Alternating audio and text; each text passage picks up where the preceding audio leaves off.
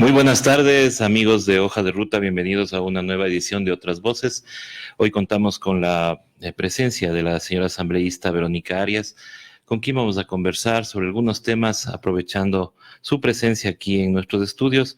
Queremos darle la bienvenida, sin antes agradecerle por haber venido y preguntarle primero sobre esta divergencia que hubo en redes sociales con el señor ministro de Cultura y al mismo tiempo preguntarle qué es lo que realmente está pasando con el tema del Teatro Benjamín Carrión en Loja. Muy buenas tardes, señora asambleísta. Muy bien, muchísimas gracias, César, por la gentil invitación. Saludos a quienes siguen la señal de Hoja de Ruta a través de los medios digitales.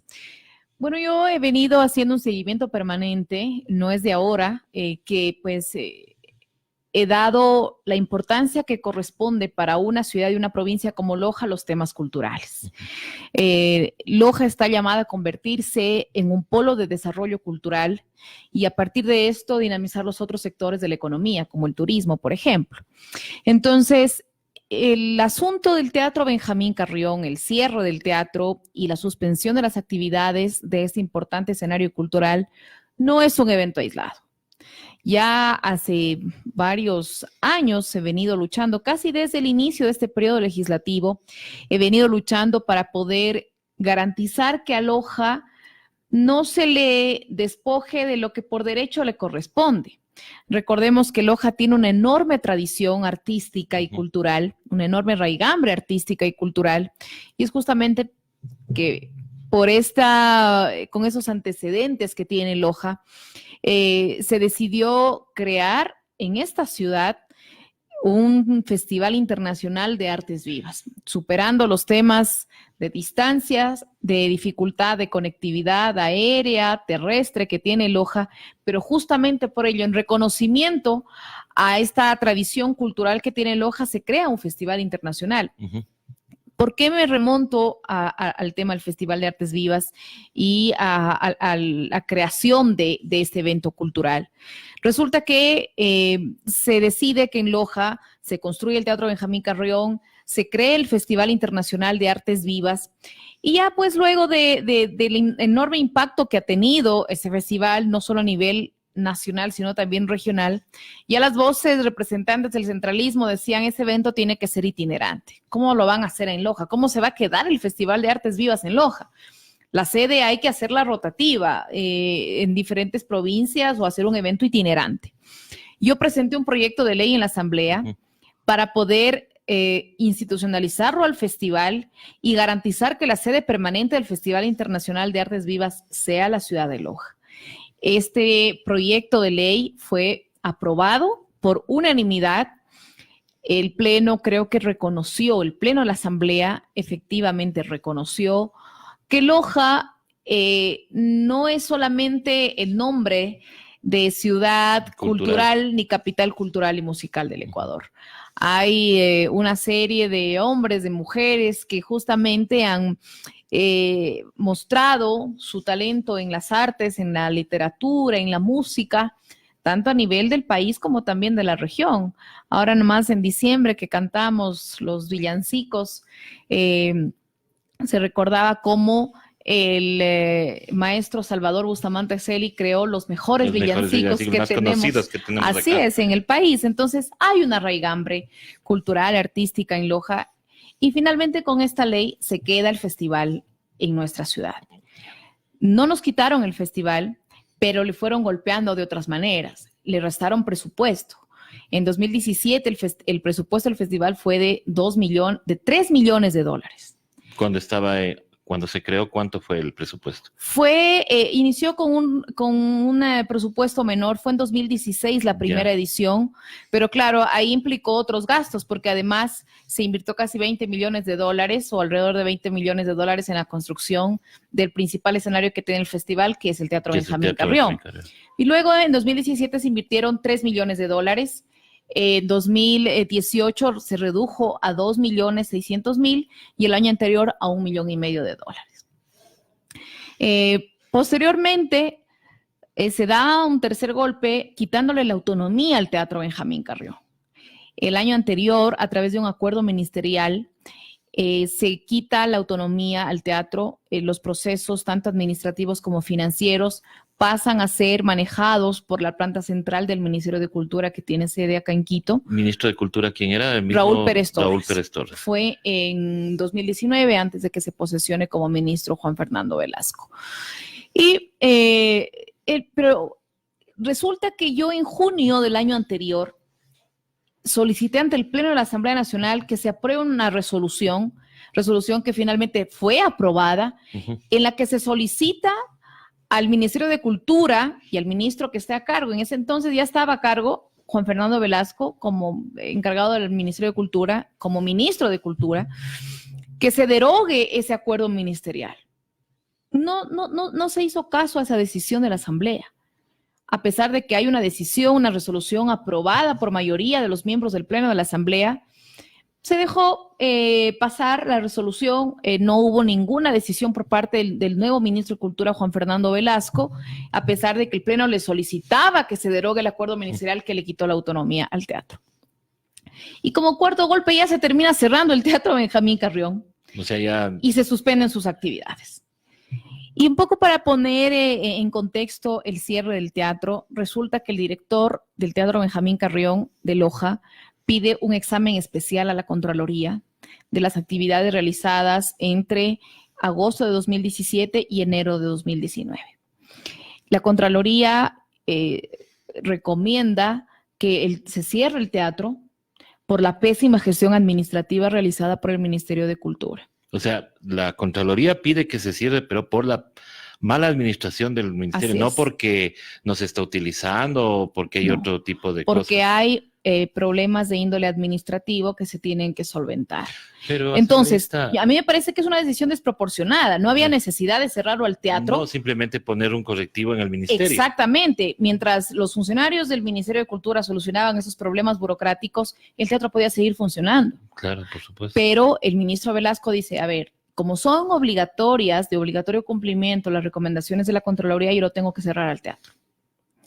Resulta que hubo una enorme presión ciudadana en Loja, indignación, tristeza, pero también hubo indignación de los ciudadanos, que con firmeza ejercieron presión reclamando esa decisión que, por supuesto, no solamente perjudica a los artistas de nuestros sectores culturales, sino al público en general. Y también desprestigia el Festival de Artes Vivas porque el Teatro Benjamín Carrión es su principal escenario.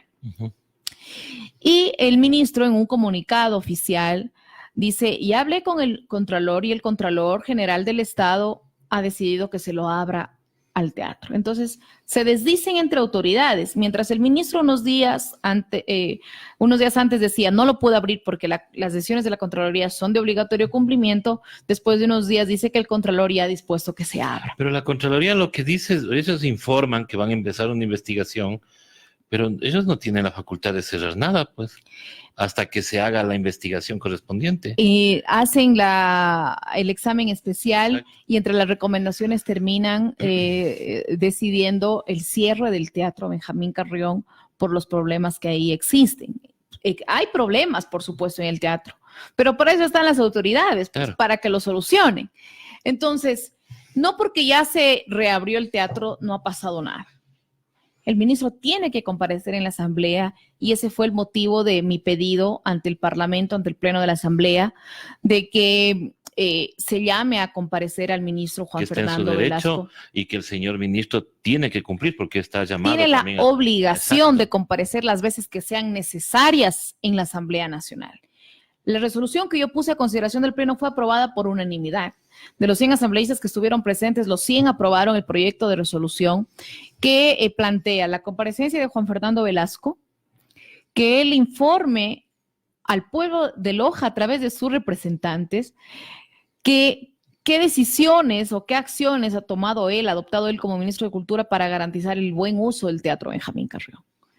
¿Qué decisiones ha tomado para el buen funcionamiento y mantenimiento del teatro?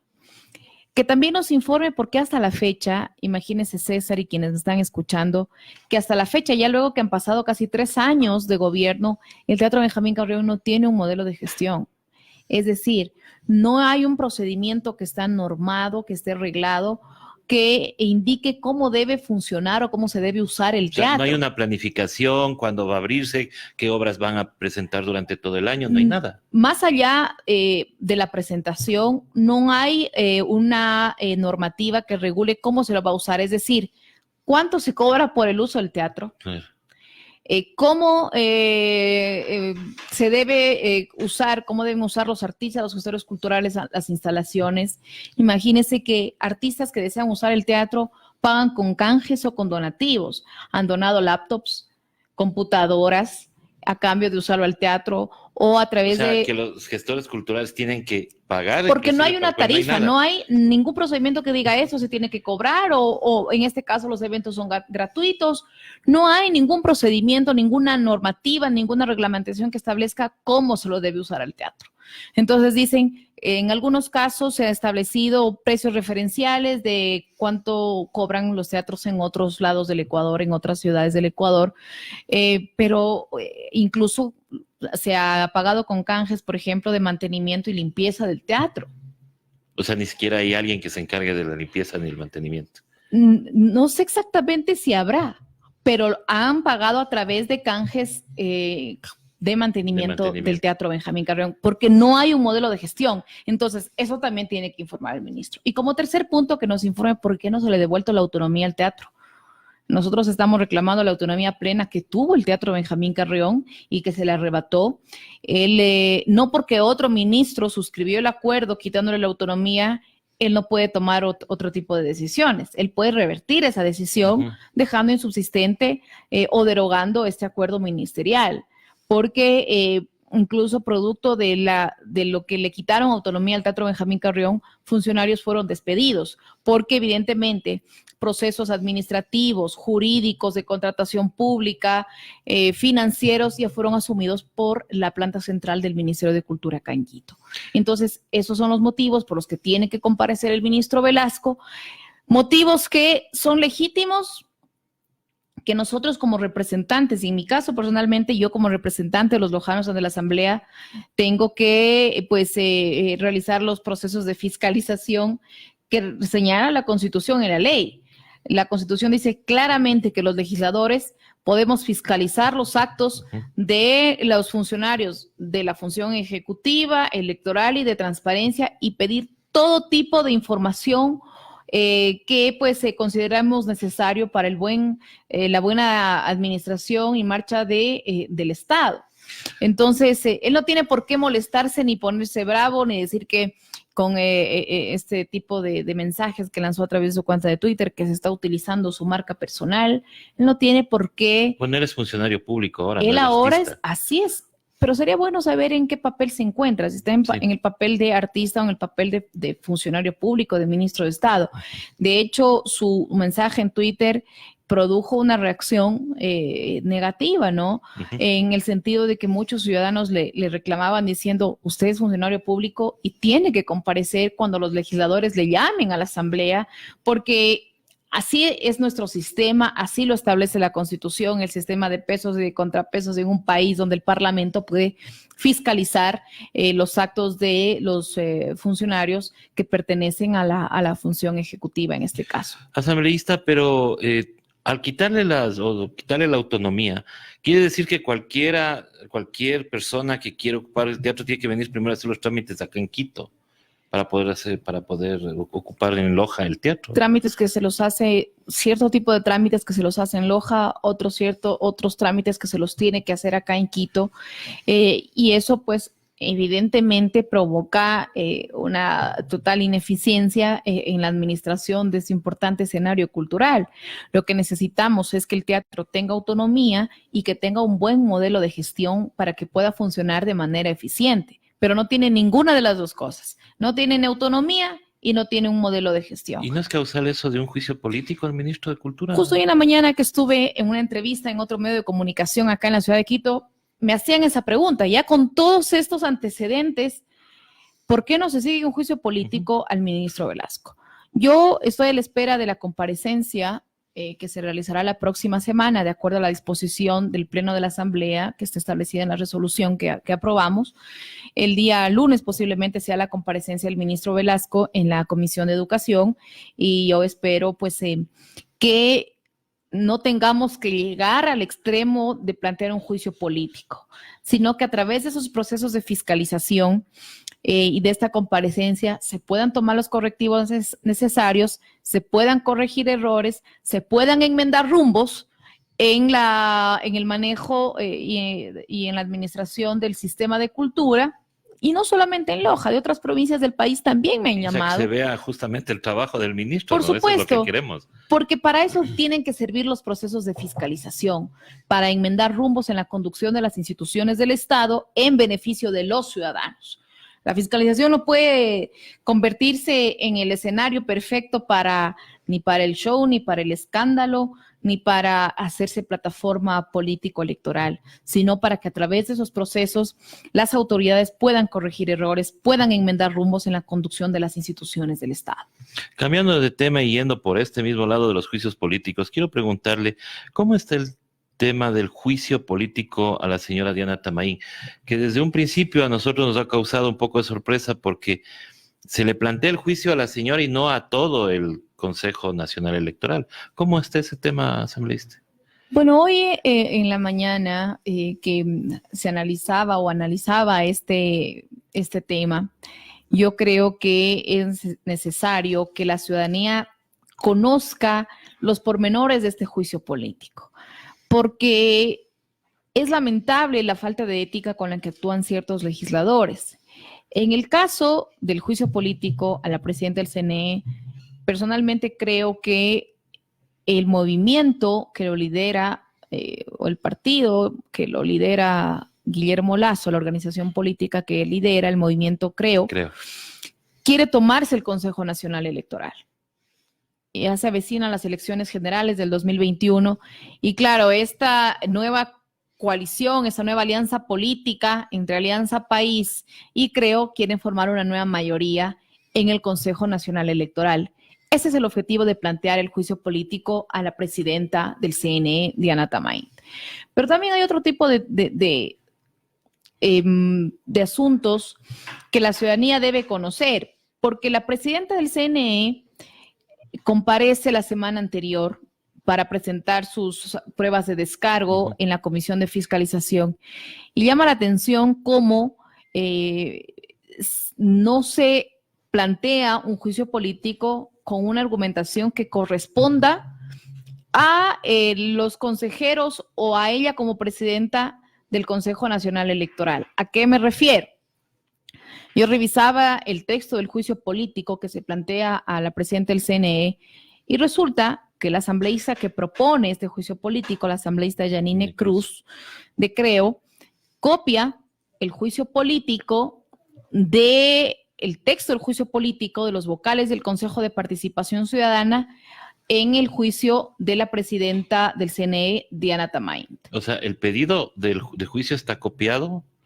El texto del juicio está copiado incluso con errores de fechas. Por ejemplo, ponen en el juicio de Diana Tamaín que que en junio del año 2019 se posesiona a Diana Tamaín como presidenta del Consejo Nacional Electoral, cuando esa fecha corresponde a la posesión de los vocales del Consejo de Participación Ciudadana. Otro ejemplo, ponen una serie de argumentos y dice, por estos motivos se plantea el juicio a los 4 vocales del Consejo de Participación Ciudadana. Es decir, copiaron el texto del juicio político al cura Tuárez y a los otros vocales en el texto del juicio político de Diana Tamaín. Es decir, no se dieron ni siquiera el trabajo de escribir, de argumentar, de fundamentar un juicio político que puede desembocar en la censura y destitución de una autoridad. Entonces, eso evidencia que hay juicios políticos que están armados para el show, juicios políticos que están armados para el figureteo, para el escándalo, para el show mediático, para llamar cámaras. Pero no hay una verdadera fiscalización atrás de estos juicios. ¿Y usted cree que pueda ser sancionada, en este caso con la censura, la presidenta del CNE? Yo creo que la Comisión de Fiscalización posiblemente haga un informe que va a pasar al Pleno de la Asamblea. Pero en el Pleno se necesitan votos para un juicio político y para otras decisiones que se toman dentro del Pleno. Pues. En el caso de los juicios políticos a los miembros del CNE se necesitan 91 votos, de acuerdo a lo que establece la Constitución de la República, y pues eso se verá en el momento en que se debata este tema, que pues por supuesto ha llamado la atención por la forma como fue planteado, por ese tipo de detalles que acabo de señalar, que por supuesto dejan en evidencia la falta de seriedad y los verdaderos motivos que tienen los legisladores que presentaron este juicio político. Ahora, ¿no se puede pedir una ampliación en este caso? O sea, que sean llamados todos los miembros del CNE, porque es un cuerpo colegiado. Entonces, si las fallas no solamente es de una sola persona, sino de todos los consejeros.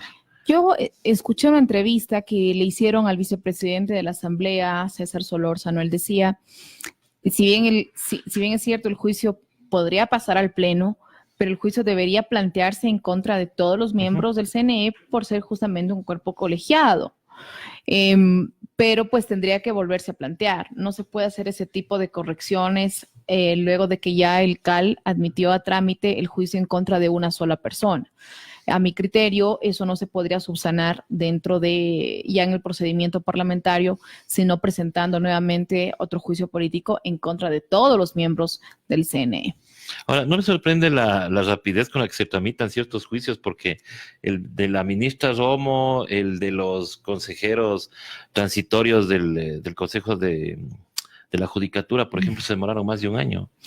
No solamente la rapidez y la falta de agilidad para otros juicios, sino también lo selectivo de cómo la Comisión de Fiscalización, unos casos sí archiva y otros casos de juicio político son súper ágiles para pasarlos al Pleno de la Asamblea. En el caso de la ministra de Gobierno, se tramitó el juicio político de manera rápida para archivarlo. Ese juicio fue archivado y ni siquiera pasó al Pleno de la Asamblea. Este juicio político en contra de la presidenta del CNE han pedido una ampliación para poder presentar el informe a los miembros de la Comisión de Fiscalización y posiblemente ya la próxima semana se tenga el informe de esta comisión. Pero evidentemente hay una fiscalización selectiva. Hay juicios políticos selectivos de acuerdo a las conveniencias políticas de turno, en lugar de que haya una fiscalización seria que, como decía, pueda hacer que las autoridades enmienden rumbos en la conducción de las instituciones del Estado. ¿Y puede haber algún tipo de sanción, investigación por este tema de la asambleísta Cruz que ha presentado de esta manera? Ya, si fuera otro asambleísta del correísmo, ya hasta lo hubieran destituido. Eso es obvio. Claro, si por menos han destituido. Por supuesto. Pero entonces hay blindajes, ¿no? Ciertos asambleístas, hay medios que mejor no dicen nada, que no pasan este tipo de información.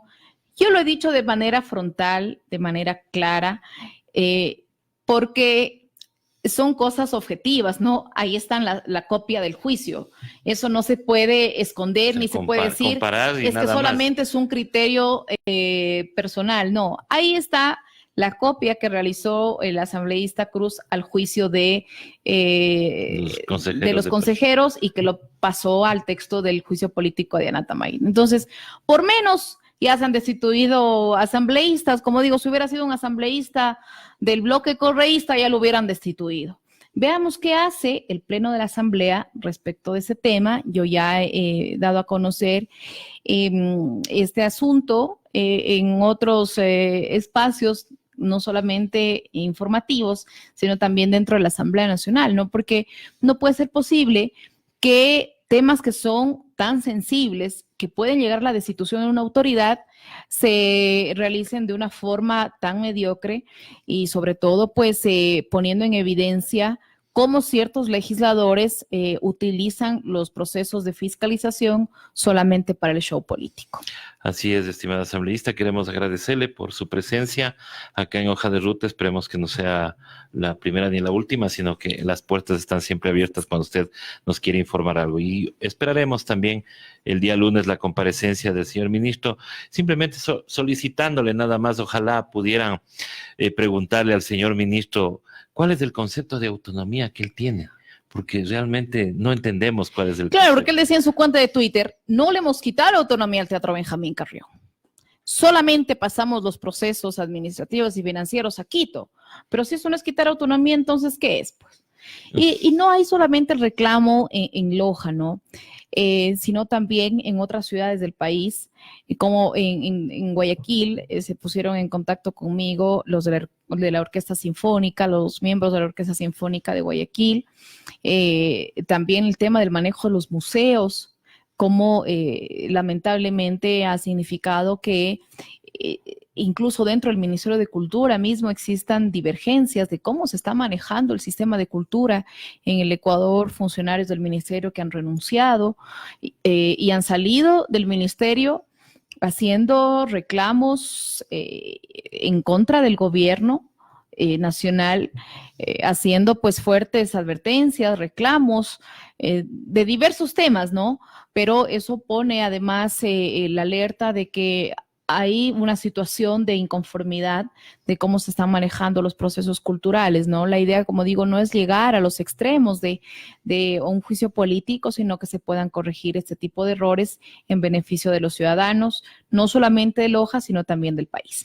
Estaremos atentos, estimada asambleísta, para ver cómo va la comparecencia del señor ministro y esperemos que rectifique por el bien de una ciudad y una provincia tan querida como es la provincia de Loja. Muchísimas gracias. Muchísimas gracias, asambleísta. Nosotros regresamos más tarde ya con los programas de nuestra parrilla. Estará en la tarde a las 5:30 el doctor Tandazo con su análisis semanal y también luego de esta entrevista la historia con René Topanta. Hasta pronto.